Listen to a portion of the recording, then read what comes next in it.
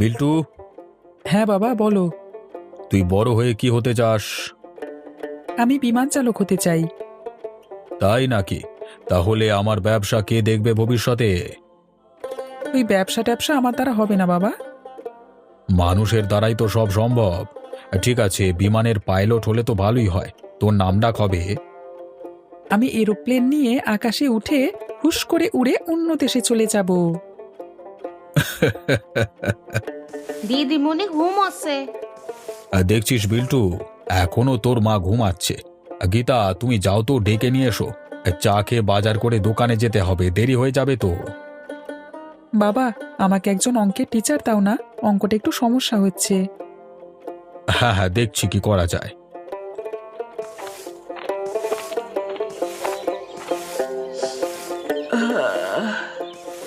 তোমার জন্য কি একটু শান্তিতে ঘুমোতেও পারবো না নাকি? আজকে কি রান্না করবে? বাজার তো যেতে হবে। অনেক দিন খাসি মাংস রান্না হয়নি। তুমি 1 কেজি খাসি মাংস নিয়ে এসো। ঠিক আছে, তাই হবে। ভেবেছিলাম শাক আলু চিংড়ি দিয়ে তরকারি খাবো এই শীতে। হ্যাঁ দাদা বাবু, চিংড়ি দিয়ে শাক আলু তরকারি খুব ভালো লাগে। ওসব কিছু আনতে হবে না। আজ আমার বাবা আসবে, কটা দিন থাকবে, তাই খাসি মাংসই নিয়ে এসো। দাদু আসবে, খুব মজা হবে।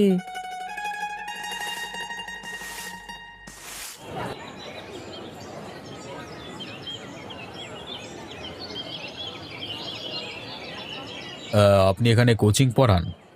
হ্যাঁ, কেন বলুন তো? এই তোরা চুপচাপ একটু বস, আমি কথা বলে আসছি। নমস্কার নেবেন। আসলে আমার ছেলের অঙ্কতে একটু সমস্যা হচ্ছে। আপনি যদি একটু আমার বাড়িতে পড়ান খুব ভালো হয়। আমি তো কাকু প্রাইভেট বাড়িতে পড়াই না, এখানে দুবেলা পড়াই। আপনি প্রাইভেট পড়ান, আপনার বেতন বেশি দেব। সেটা ঠিক আছে, কিন্তু সকাল সন্ধে আমার এখানে পড়ানো থাকে। প্রাইভেট পড়লে আপনার ছেলেকে রবিবার করে দুপুরে আমার বাড়িতে পাঠালে পড়াতে পারি। বাড়িতে গিয়ে পড়ালে একটু ভালো হয়। কিন্তু কাকু, আমার সত্যিই সময় হবে না। তাছাড়া আমি বাড়িতে গিয়ে পড়াই না। আপনার ছেলেকে আমার বাড়িতে পাঠালে দুপুরে ফ্রি থাকি, অঙ্কটা দেখিয়ে দেওয়া যাবে। ঠিক আছে, তাই হবে। আপনার বাড়িটা কোথায়? ওই যে ওই পাড়ার ওখানে রাস্তার ধারে দুটো বাড়ি পড়ে। যাকে হোক বলবেন বকুলবাবুর বাড়ি যাব। ও, আপনি বকুলের মেয়ে? হ্যাঁ, আপনি বাবাকে চেনেন? আপনি কিন্তু আমাকে আপনি করে বলবেন না। আচ্ছা ঠিক আছে। চিনি মানে? আমি বকুল ক্লাসমেট ছিলাম। ঠিক আছে ঠিক আছে, তুমি আমার ছেলেকে পড়াবে। হ্যাঁ, আমি তোমার বাড়িতে আমার ছেলেকে পাঠিয়ে দেব। ওইটুকু রাস্তা সাইকেলে করে চলে যাবে। আসি তাহলে, হ্যাঁ। কত নেবে মাসে সেটা বলো। আপনি আমার বাবার বন্ধু, আপনাকে কিচ্ছু দিতে হবে না, ছেলেকে শুধু পাঠিয়ে দেবেন। তা বললে কি হয় মা? ঠিক আছে, আমি ঠিক দিয়ে দেব, তোমাকে ভাবতে হবে না।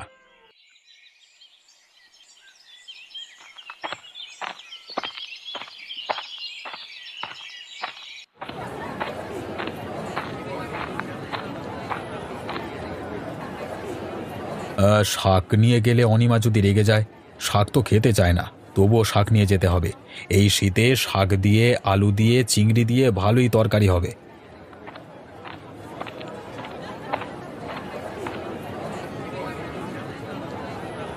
আমাকে শাক দাও তো। এই নাও টাকা। আজকে আর খাসি নেব না, চিংড়ি কিনবো। কি গো, তোমার চিংড়ি কত করে? আগে বাবু, 300 টাকা কেজি। ঠিক আছে, আমাকে 500 গ্রাম দাও তো। অনিমাকে বলবো বাজারে মাংস পাওয়া গেল না, মিথ্যে বলে দেব।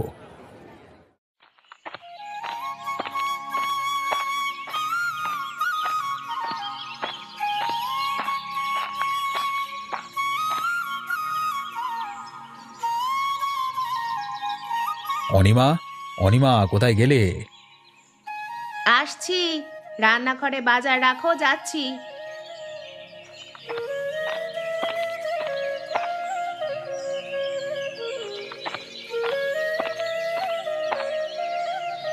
খাসির মাংস এনেছো তো?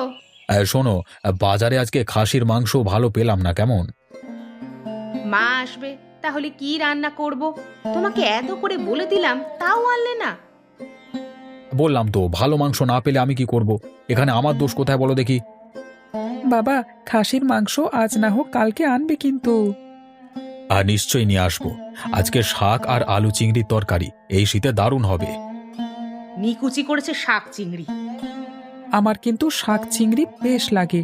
একবার বন্ধুর বাড়িতে খেয়েছিলাম অনেক দিন আগে। ওমা, আজকে শাক চিংড়ি রান্না করো। আমি এসব রান্না করতে পারি না। মেয়েরা রান্না জানে না বললে কি হয়, মেয়েরা সব রান্না জানে। এতদিন পর মা আসছে, এই শাক চিংড়ি রান্না আমার প্রেস্টিজ বলে কিছুই থাকবে না। পৃথিবীতে কত মানুষ নুন ভাত পায় না, শাক চিংড়ি তো অনেক বড় খাবার। বাজারে চিংড়ি 300 টাকা কেজি, ভাবতে পেরেছো কি? তুমি দোকান যাবে তো যাও, আমার মাথা খুব গরম, মা এসে যাবে একটু পরেই। ও বিল্টু, তোর অঙ্কের টিচার ঠিক হয়ে গেছে বুঝলি? সত্যি? কোন স্যার আমাকে অঙ্ক শেখাবে? আরে স্যার নয়, একজন ম্যাডাম, আমার বন্ধুর মেয়ে। কালকে দুপুরে আমি প্রথম দিন দিয়ে আসবো, বুঝেছিস? হ্যাঁ বাবা, ঠিক আছে, আমি তো সাইকেল নিয়ে চলে যাব। আমি এলাম, হ্যাঁ। ওদিকে আবার দোকান খুলতে দেরি হয়ে যাবে। তুমি শাক চিংড়ি রান্না করো, দুপুরে জমিয়ে খাওয়া হবে।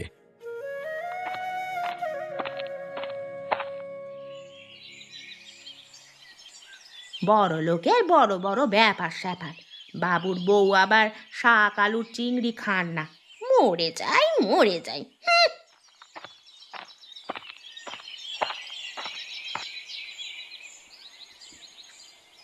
কি গো গীতাদি, কি শাক তুলছো?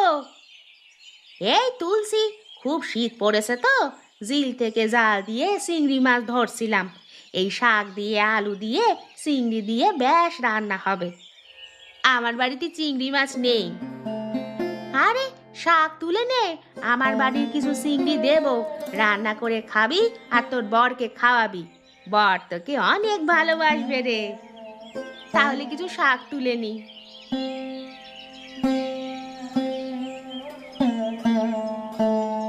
বলছি গীতাদি, তোমাকে একটা কথা বলবো, কিছু মনে করবে না তো?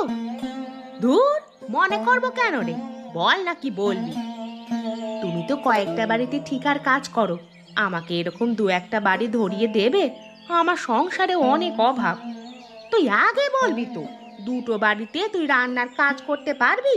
আমাকে বলছিল। হ্যাঁ পারবো, ঠিক করে দাও তাহলে।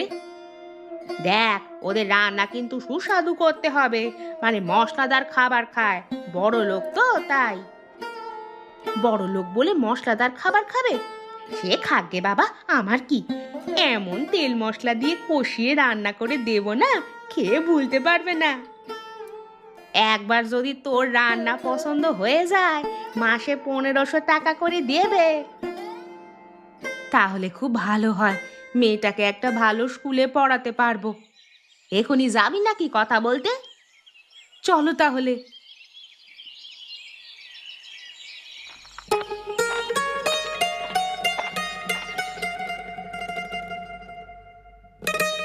বিল্টু, দুধটা খেয়ে নে। আমি দুধ খাবো না, কিছুতেই খাবো না। দেখ বিল্টু, তুই যত বড় হচ্ছিস তত কিন্তু বেয়াড়া হয়ে যাচ্ছিস।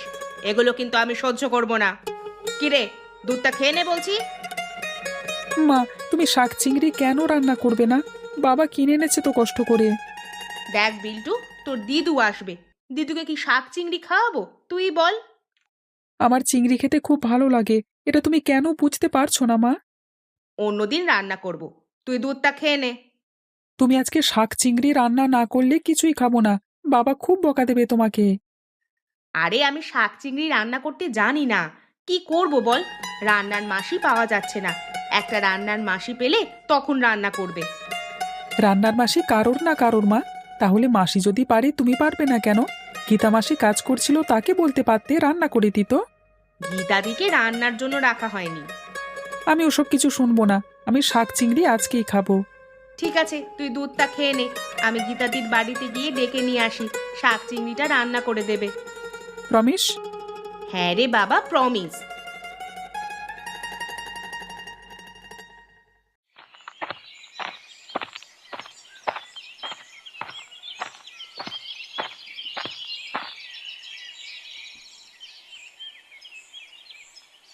আরে দিদিমণি, কোথায় যাবেন এদিকে? গীতা, আমি তোমার বাড়িতে যাচ্ছিলাম। কেন দিদিমণি, আমি কি কিছু ভুল করে এসেছি? আমি তো সব কাজই করে এসেছি।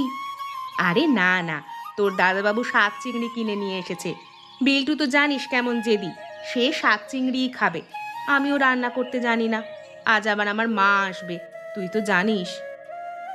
আমাকে কি করতে হবে বলুন? তুই যদি আর একবার গিয়ে শাক চিংড়িটা রান্না করে দিয়ে আসিস, খুব উপকার হয় রে। দিদিমণি, আপনি রান্নার মেয়ে খুঁজছিলেন না? হ্যাঁ, পেয়েছিস কাউকে?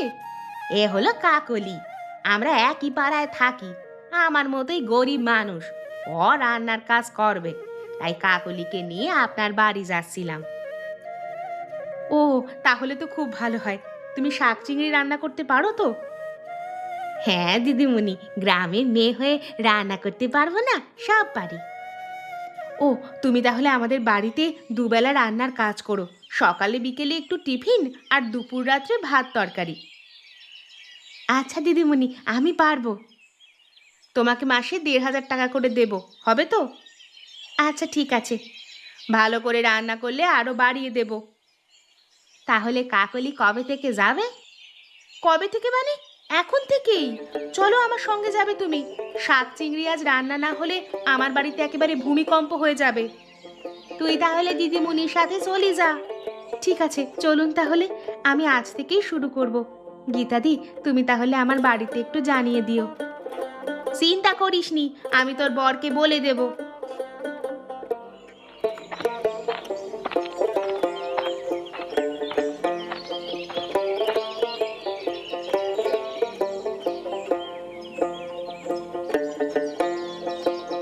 দিদু, তুমি এত দেরি করে এলে কেন?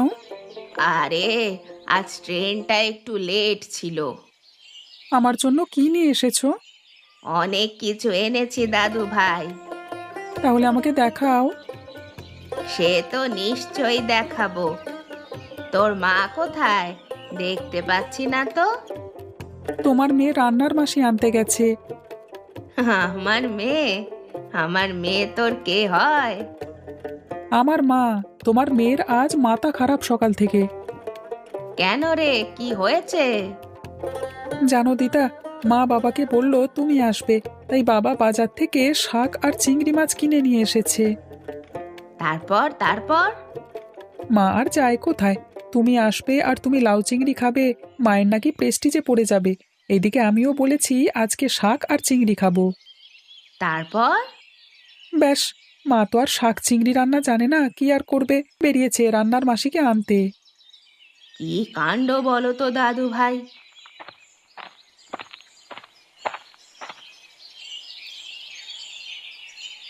মা, তুমি কখন এলে?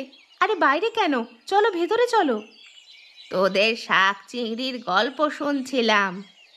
আর বলো না মা, বিল্টু আর তার বাবা মিলে আমার জীবনটা একেবারে তছনছ করে দিল। এদের শাক চিংড়ি খাবার নেশা যে কোথা থেকে এলো জানি না বাবা। ঠিক আছে, চল ভেতরে চল। চলো চলো কাকলি, চলো তোমাকে রান্নাঘরটা দেখিয়ে দিই। মা, কটা বাজে এখন? অনেক বেলা হয়ে গেছে, দুপুর ১২টা বেজে গেল। তাহলে তো আমাকে এক্ষুনি অঙ্ক পড়তে যেতে হবে। এখন তুই পড়তে যাবি? হ্যাঁ, ওর অঙ্ক নিয়ে সমস্যা ছিল, একজন অঙ্কের ম্যাডাম পাওয়া গেছে। দিদিমণি, আমাকে রান্নাঘরটা দেখিয়ে দিলে রান্নার কাজটা শুরু করতে পারি। হ্যাঁ, তুমি ঘরের মধ্যে সোজা চলে যাও, গিয়ে দেখবে বাম দিকে আমাদের রান্নাঘর। আমি পড়ে আসি, সবাই মিলে আজকে শাক চিংড়ি দিয়ে ভাত খাওয়া হবে।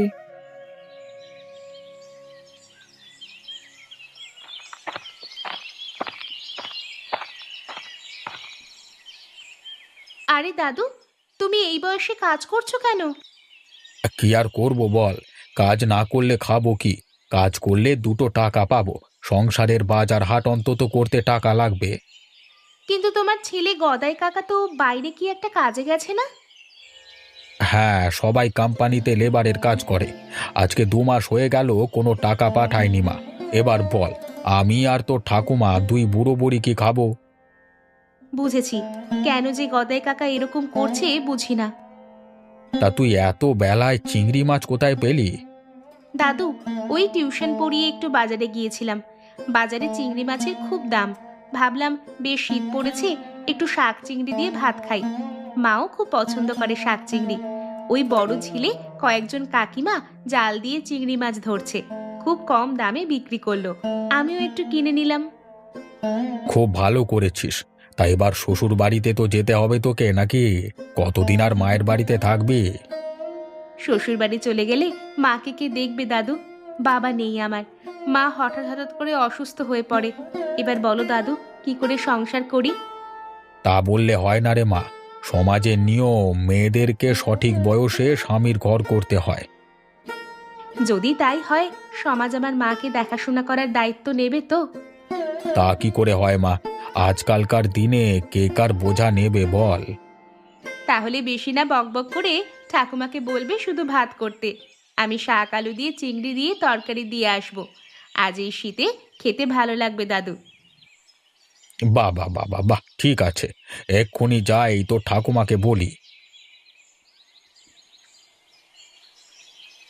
তোর অঙ্ক পড়া হয়ে গেল? হ্যাঁ মা, অঙ্ক একটার চ্যাপ্টার খুব বুঝিয়ে দিয়েছে দিদি। দিদি খুব ভালো পড়াতে পারে, আমার খুব পছন্দ হয়েছে।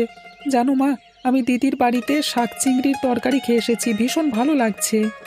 তাই নাকি? দিদিমণির বাড়িতে পড়তে যাবি, আবার তাদের বাড়িতে খেয়েও আসবি? বেশ হয়েছে, দিদি আমাকে খুব ভালোবাসে। আমাদের শাক চিংড়ি রান্না হয়ে গেছে।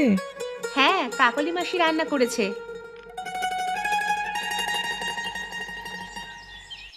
দাদু, ও দাদু!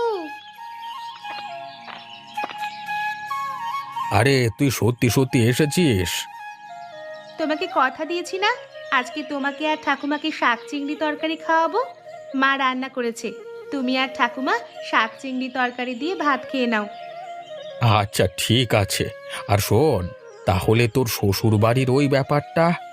দাদু, তুমি না, এই বেশ ভালো আছি বুঝলে। খেয়ে নাও, আমি এলাম।